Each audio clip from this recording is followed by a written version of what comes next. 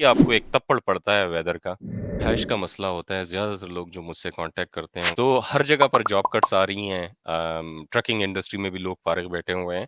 So the situation is not good. Rent के expenses होते हैं, ग्रोसरी के एक्सपेंसेस होते हैं, या कि मिसिसागा जो है उसमें कराची के लोग ज़्यादा रहते हैं। So we can call it a north Nazimabad. टॉर्नक्लिप का एक इलाका है जो बेसिकली लो बजट भी है और वहाँ पर पठान भी ज़्यादा है, पंजाब के भी लोग ज़्यादा है।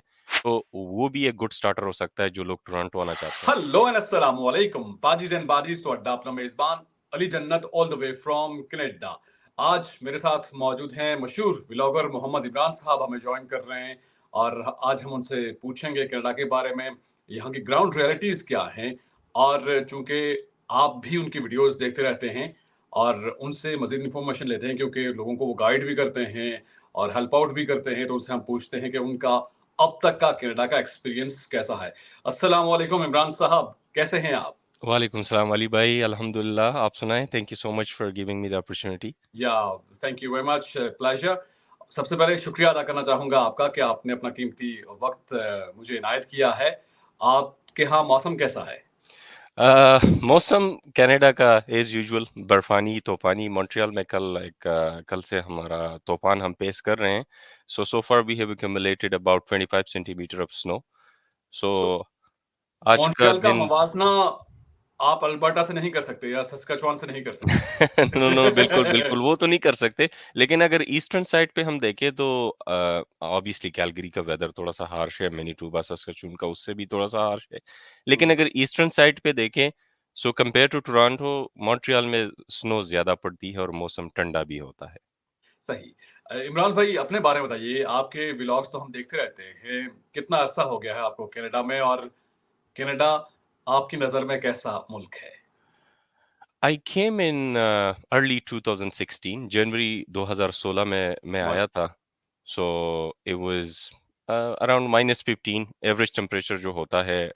So that was a shocker for me, क्योंकि मैं खुद भी पहाड़ी इलाके से, मेरा ताल्लुक लोअर दीर से है, स्वात लो दीर आपने सुना होगा। जी, सो बिल्कुल, बिल्कुल। यूजुअली वहाँ सर्दी पड़ती है और पहाड़ों पे बर्फबारी भी होती है। जो मेरा गाँव है उसका नाम कुटीग्राम है, तो उसके आगे-पीछे जो भी पहाड़ है, तकरीबन हम अगर ड्राइव करते हैं 15 मिनट ड्राइव करने के बाद हम स्नो एन्जॉय कर सकते हैं। लेकिन जब मैं यहाँ पर आया और मैंने यहाँ का मौसम देखा, तो जो सर्दी पाकिस्तान में मैंने एक्सपीरियंस की थी, उसके मुकाबले में ये वाला जो शॉक था ना, ये बड़ा था। वेदर का शॉक सबसे ज़्यादा आपको लगता है, अगर आप समर में नहीं आते, विंटर में आते हैं, तो ये आपको एक तप्पड़ पड़ता है वेदर का और आप रियलाइज़ करते हैं कि आप एक कोल्ड हेल में आ गए हैं। लेकिन ये है कि उस हिसाब से फिर फैसिलिटीज़ भी है, लाइफ मूव्स ऑन, कुछ भी नहीं रुकता। मतलब कि स्कूल्स चलते रहते हैं। ऑन द कंट्रेरी होना तो ये चाहिए था कि विंटर में स्कूल्स की छुट्टियाँ होती, लेकिन यहाँ पर विंटर में स्कूल चलते रहते हैं और समर में फिर वेकेशंस होती हैं, लोग एन्जॉय करते हैं। So Canada is a great country. So far I found it an amazing place to call it home obviously. Uh, hmm. it gives you a lot of opportunities. It gives you a lot to make yourself, to click yourself. So ये एक opportunities का मुल्क है, इंसानियत का मुल्क है, अच्छे लोगों का देश है। सो अभी तक मेरा एक्सपीरियंस अल्हम्दुलिल्लाह so far it's been a great ride. Canada की अगर मैं एक खूबी आपसे पूछना चाहूँ और एक खामी आपसे पूछना चाहूँ, तो आपकी नज़र में वो क्या होगी? ऑब्वियसली खामी, अगर ओवरऑल बात करें तो वेदर एक डाउन साइड है कनाडा का। और सबसे अच्छी बात यहाँ के फ्रेंडली लोग, मतलब हुँ, अगर आप sorry thank you, we are a sorry thank you nation. अगर आप मॉल से निकलते हैं, ऑफिस से निकलते हैं, people will hold the door for true. You. So these are some of the trait that shows that the people are super friendly compare to other western countries. सो ये एक सबसे अच्छी बात है जो कनाडा को मुमताज करती है बाकी के वेस्टर्न ममालिक से। सो ये this is something I like about the people, and obviously weather is one of the down side if I have to choose.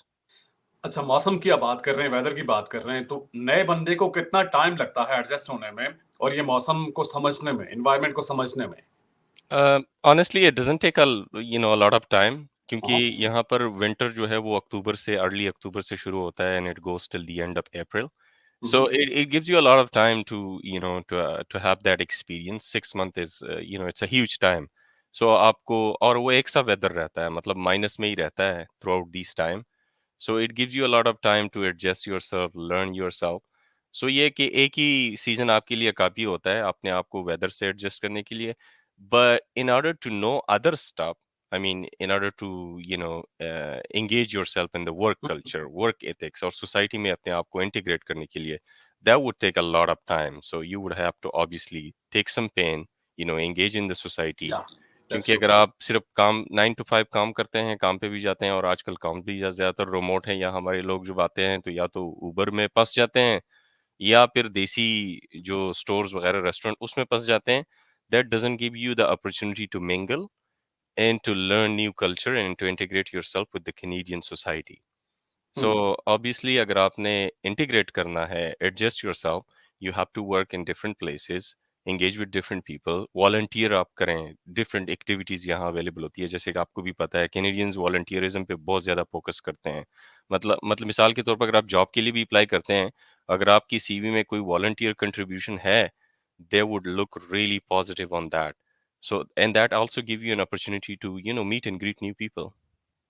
आपके जवाब से ये मुराद है कि बजाय इसके कि अपनी देसी कम्युनिटी में खुद को इंडल्ज करने में, बेहतर है कि आप कैनेडियन के साथ एक्सपीरियंस करें। वो आपके लिए एक तो लर्निंग होगा और आपकी जो रिज़्यूमे है जिसे सीवी कहते हैं, उस पॉइंट ऑफ व्यू से भी वो बेनिफिशियल होगा आपके फ्यूचर के लिए। देखिए, देसी कम्युनिटी ऑब्वियसली हमारी कमज़ोरी होती है। जब मैं भी आया था, सो आई वुड होम सिकनेस होती है ना, आप देखते हैं कि आपके अपने लोग कहाँ पे हैं, आपका अपना फूड कहाँ पे मिलता है, मस्जिद कहाँ पे है, कम्युनिटी के लोग कहाँ पे, क्योंकि आप मिस करते हैं कम्युनिटी से आते हैं। सो आप रखें उन चीज़ों को भी, लेकिन खुद को उस सर्कल तक महदूद ना करें, नए कनेक्शंस भी बनाएँ। ये ना हो कि आप सिर्फ़ मतलब अगर खाना खाने जाते हैं तो सिर्फ़ इंडियन पाकिस्तानी रेस्टोरेंट में जाएँ, टर्किश में जाएँ, लेबनीज़ में जाएँ, हलाल ऑप्शंस एक्सप्लोर करें। हुँ, हुँ। और ये नहीं है कि मतलब ये है कि सिर्फ़ एक ही इलाके की मस्जिद में नमाज़ पढ़े, अरबियों के साथ जाके उनकी मसाजिद हैं, उनमें एक्सप्लोर करें। So there are ways to find out that connection. और वर्क प्लेस में आप दूसरे लोगों के साथ एंगेज करें। लोग यहाँ पर मतलब अगर आप एक ऑफ़िस में काम करते हैं और वहाँ पर 50 लोग काम करते हैं, यकीन जानिए उसमें 30 डिफरेंट नेशनैलिटीज़ के लोग होंगे। Such is the diversity of Canada, and which hmm, is the strength of Canada.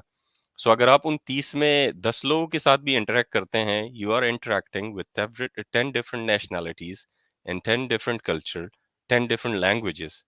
So imagine the exposure that you are getting, but if that's you have the will to do it. So I mean, these are some of the things that you could do. Beside keeping your traditions, your culture, and obviously keep close yourself to your community as well. I'm not saying to disregard all of that या और अ, उसको बिल्कुल ही छोड़ दें, लेकिन opportunities अपने लिए open रखें, दूसरों के साथ भी ओपननेस रखें। या आई एग्री विद दैट। आपकी वीडियोज़ भी इस बारे में बड़ी यूज़फुल हैं, आप लोगों को इन्फॉर्मेशन भी देते हैं, एजुकेट भी करते हैं। जो नए लोग आते हैं, उनको क्या मसाइल होते हैं कनाडा में शुरू के दिनों में? सबसे पहला जो मसला होता है वो एकोमोडेशन का होता है, रिहाइश का मसला होता है। ज़्यादातर लोग जो मुझसे कांटेक्ट करते हैं उनका यही इशू होता है कि वो कैसे रिहाइश ढूँढे, क्योंकि obviously uh, things are a bit different compare to या पाकिस्तान, मिडल ईस्ट से अगर आप आ रहे हैं या कोई साउथ एशियन कंट्री से आ रहे हैं। यहाँ पर लैंडलॉर्ड न्यू बंदे को घर नहीं देता। क्रेडिट चेक होता है, रेफरेंस होते हैं, और ज़ाहिर बात है ऑनलाइन स्कैम्स भी ज़्यादा होते हैं। और जो फेसबुक मार्केट प्लेस है, that is a huge resource for people to find out accommodation online. वो हमारे मुल्क में लोगों को अवेलेबल नहीं है। और फिर ज़ाहिर-सी बात है उनको पता भी नहीं होता कि कहाँ से शुरू करना है, which areas are good and which are not. Hmm, so hmm, obviously ये बहुत बड़ा इश्यू है अकोमोडेशन का। What I did is I did a series of videos about, areas which could be a good starter for our Desi community people. या So I, dived deep into, connected with people in Toronto, Mississauga, Cambridge, Ontario, and obviously Calgary and Montreal. I have my own experience, and I did a series of video about that. So for that, उससे हमें थोड़ा-सा अंदाज़ा हो गया कि Mississauga जो है उसमें कराची के लोग ज़्यादा रहते हैं, Pakistani huge community, so we hmm, can call it a north Nazimabad. फिर हुँ, हुँ, टॉर्नक्लिप का एक इलाका है जो बेसिकली लो बजट भी है और वहाँ पर बहुत ज़्यादा कम्युनिटी है। सो और वहाँ पर पठान भी ज़्यादा है, पंजाब के भी लोग ज़्यादा हैं। सो वो भी एक गुड स्टार्टर हो सकता है जो लोग टोरंटो आना चाहते हैं। North east side Calgary, someone told me from Calgary, I did contacted few of my friends in Calgary. So they told me north east का जो एरिया है वो कंपैरेटिवली अच्छा है फॉर न्यू कमर। या in the same way Montreal has park extension and saint लोरा जो neighbourhood है, hmm, hmm, that can be. So ये चीज़ें जो है ये नैरो डाउन कर सकती है जो नए लोग हैं उनके सर्च को। बट सही। Beside that I highly encourage them कि वो आप जैसे लोगों से, मुझसे कॉन्टैक्ट करें, जो जो लोग उनको अवेलेबल हैं, फेसबुक ग्रुप्स जॉइन करें। या there are a lot of community groups, Pakistanis in Montreal, Pakistanis in Toronto. अगर आप एज़ अ स्टूडेंट आ रहे हैं, उसी यूनिवर्सिटी में पाकिस्तानी स्टूडेंट्स का एक ग्रुप ज़रूर होगा। आप फेसबुक पे सर्च करें, आपको वहाँ पर बहुत ज़्यादा हेल्प मिलेगी। So, try to find online resources, try to reach out to people. And there are a lot of people who went by the same experience and they're willing to help. ये ना करें कि कोई आपके लिए जेब से पे करे, क्योंकि अगर आपको कोई टाइम देता है, that is money, that's value true. That. अगर कोई कैनेडियन पाकिस्तानी आपको टाइम देता है, 5 मिनट भी देता है, value that time and take advantage of that, capitalize on that.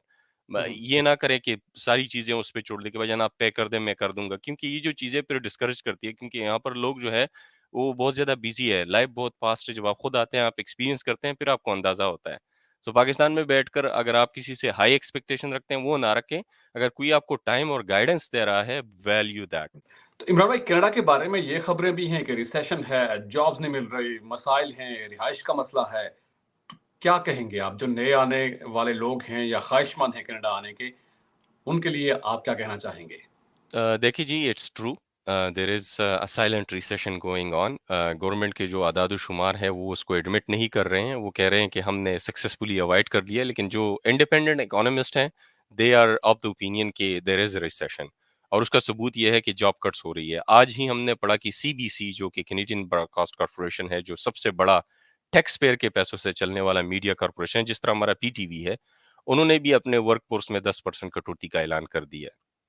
तो हर जगह पर जॉब कट्स आ रही हैं। ट्रकिंग इंडस्ट्री में भी लोग फारिग बैठे हुए हैं। So the situation is not good, but this should not be a factor to discourage you and not to start your journey to Canada, क्योंकि there are still a lot of opportunities. अगर एक sector में downfall जा रहा है, दूसरे में boom भी आ रहा है। अगर आपके पास स्किल है, अगर आपके पास हुनर है, आपके पास हौसला है, you have the determination to make your place, then you can definitely make your place. You would have to obviously struggle just like as every newcomer. लेकिन उसका ये मतलब नहीं है कि आप डिस्करेज हो जाएं। अब जो हालात हैं, हो सकता है आने वाले 6 महीनों में उससे बेहतर हो, और जाहिर बात है आपने शुरू तो कहीं से करना होता है। So there are lot of still jobs available, आप कहीं से भी शुरू कर सकते हैं। ज़रूरी नहीं है कि आप एक्सपेक्ट करें कि आप आएँ और एज ए न्यू कमर, अगर आप इंजीनियर हैं तो आप अपने सेक्टर में 35 प्लस डॉलर से शुरू करें। No, you might have to start 15 plus, but you have to start from somewhere to gain some experience and set your foot apart. So ये है कि हालात ठीक नहीं है, लेकिन नई कमर्स के लिए इतनी भी दिक्कत नहीं है। There are still a lot of opportunities and support available. सो नए बंदे के लिए क्या एडवाइस करेंगे? क्या पहले से करके आना चाहिए ताकि सर्वाइवल जॉब की बात करें और जॉब की बात करें, वो तो उनको मिल जाएँगी, लेकिन पहले से वो क्या उनको करना चाहिए ताकि इन प्रैक्टिस हो उनके लिए और यहाँ पर ज़िंदगी उनके लिए सहल हो जाए? देखिए जी, फर्स्ट एंड फॉरमोस्ट एक्सपेक्टेशन लो रखें। जब आप एक्सपेक्टेशंस ज़्यादा हाई नहीं रखेंगे, तो गुड। ऑब्वियसली आपको वो शॉक भी नहीं लगेगा। एक्सपेक्टेशन लो रखें, आपके पास जितने भी पॉसिबल हो ज़्यादा से ज़्यादा फंड्स अपने साथ लाएँ, क्योंकि फाइनेंशियल जो स्ट्रेस होता है वो आपको कहीं का नहीं छोड़ता, और ट्रू। प्रदेश में फिर आपको वो रिसोर्सेज भी अवेलेबल नहीं होते कि हाँ, आप किसी से कर्ज उधार ले लें। सो फाइनेंशियली अपने आप को थोड़ा-सा सिक्योर करके आएँ। ठीक है, पहले आपको थोड़ी-सी इन्वेस्टमेंट करनी पड़ेगी, 2-3 महीने खुद जेब से खाना पड़ेगा। यहाँ पर रेंट के एक्सपेंसेस होते हैं, ग्रोसरी के एक्सपेंसेस होते हैं, सो वो थोड़ा-सा डिफरेंट हो जाता है। सो वो एक्सपेंसेस के लिए अपने साथ जो पैसे हैं वो साथ ज़रूर रखें। दूसरा, ड्राइविंग लाइसेंस वेरी इंपॉर्टेंट। अगर आपके पास वैलिड ड्राइविंग लाइसेंस है, उस पर एटलीस्ट 2 ईयर का आपका एक्सपीरियंस होना चाहिए, क्योंकि वो आपके लिए बहुत ज़्यादा हेल्प करेगा। आपको एक तो कम्यूट में आसानी होगी, आप आगे-पीछे मूव हो सकेंगे, और दूसरा, अगर आपके पास ये है तो आप जो जो डिलीवरी ऐप्स है वो भी यूज़ कर सकते हैं। पार्ट टाइम उससे आप अर्निंग भी कर सकते हैं। दैट इज़ एन अपॉर्च्युनिटी जो आप किसी भी टाइम ऐप के थ्रू शुरू कर सकते हैं। अच्छा, आप उबर एट और डोरडैश की बात कर रहे हैं। जी, ये जी, जी। आप इज़िली एक्सेसिबल है, ये मतलब कर सकता है बंदा, अगर कोई जॉब जी, नहीं जी। मिल रही, तो ये काम किया जा सकता है सर्वाइवल के लिए। बिल्कुल, अगर आपके पास वर्क परमिट है, अगर जी। आप स्टडी परमिट पे हैं, तो ज़ाहिर है आपके पास 20 आवर का वर्क परमिट होता है, या अगर आप ओपन वर्क परमिट पे हैं, या अगर रिफ्यूजी है और आपको ओपन वर्क परमिट मिल गया है, या आप पीआर आए हैं, so you can always start from the tip of your cell phone. अपना सेल फोन खोलें, हुँ। डोरडैश, उबर ईट डाउनलोड करें, वो आपसे आईडीज़ वगैरह माँगेंगे, वो अपलोड करें, और फिर वो 1-2 दिन में आपको जवाब दे देंगे, and you are ready to set. they are always in need of drivers, and there are always area where especially in winter, क्योंकि हम्म, winter में ज़्यादातर लोग जो है वो प्रेफर नहीं करते कि वो डाइन इन करें। So they always जो स्पेशली नॉन देसी लोग होते हैं, obviously they rely on fast food and all that stuff. Okay. So इसकी एक बहुत ह्यूज मार्केट है, एंड बिसाइड दैट आपको आपके अपने लिए भी, आपकी कम्यूट के लिए, आपके ट्रांसपोर्टेशन के लिए भी बहुत ज़रूरी है आपके पास गाड़ी हो। आखिर में पैगाम दीजिएगा उन लोगों के लिए जो नए साल के लिए पुरुमीद हैं, कनाडा आना चाहते हैं।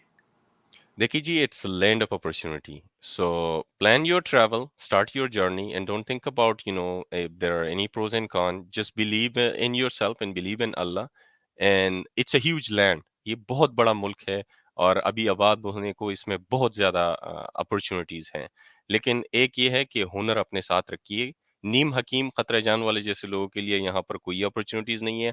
आप कोई भी काम करें, आप प्लम्बर हो, आप इलेक्ट्रिशियन हो, आप टीचर हो, आप इंजीनियर हो, आप डॉक्टर हो, आप जर्नलिस्ट हो, लेकिन दिल से करें और 100% दें।